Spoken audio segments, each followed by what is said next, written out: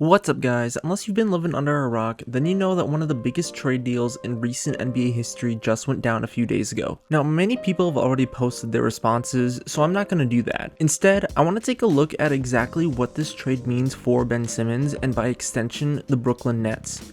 Because while this trade does benefit both teams, that doesn't mean that there is not an immense pressure on Ben Simmons. So Ben Simmons has been traded away from the Philadelphia 76ers. Not too much of a surprise, we all know this was going to go down at the deadline, even though Morey and the 76ers had been playing hardball with Ben.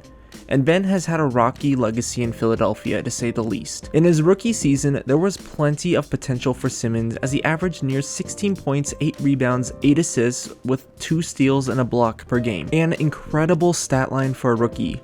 While Simmons was expected to improve on the last few seasons, that is not what happened.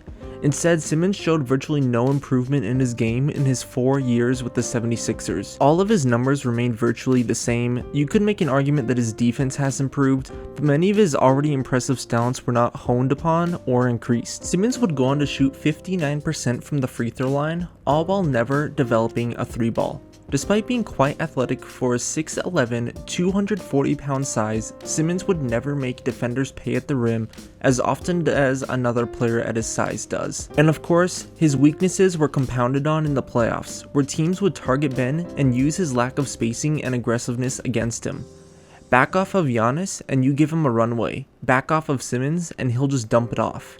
Simmons would infamously put up a 1-point playoff performance, and as we all remember, in the last 3 minutes of Game 7 of the Eastern Conference Finals, pass up an open dunk due to the Hawks rim protector Trae Young. Following that, many of his 76ers teammates and coach Doc Rivers went to the media voicing distrust in the young player.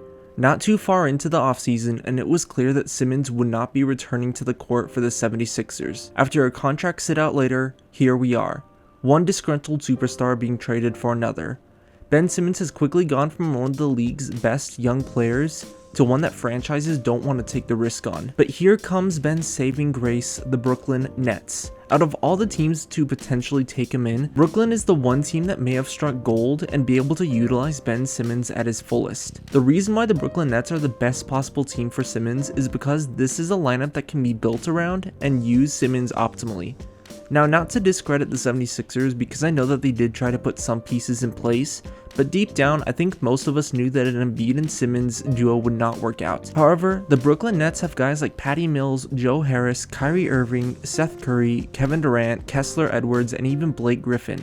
These guys can build a lineup that would perfectly space out the floor and let Simmons operate. Imagine something like Kyrie and Mills in the backcourt, or maybe Seth Curry, with Joe Harris and Kevin Durant at the wings and Ben Simmons in the middle.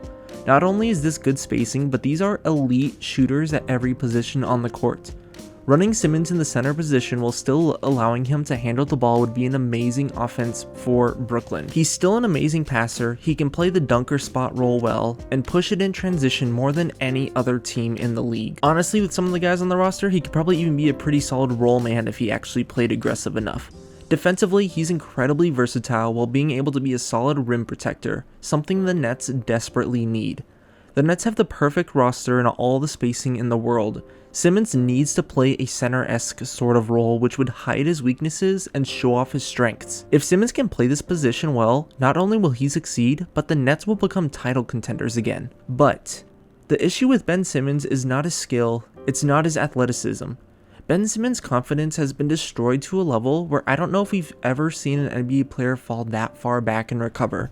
From the fans of the league, to the 76ers coaches and players, to the NBA media, Simmons' downfall has been portrayed to anyone who follows the sport. It is clear that his confidence is completely gone. Possibly his love for the game isn't even what it was a few years ago. The last time we saw him on the court, he was a former shell of himself. Ben Simmons in Philadelphia was notorious for not showing up when times mattered the most, whether it be in the playoffs or even just at the end of games.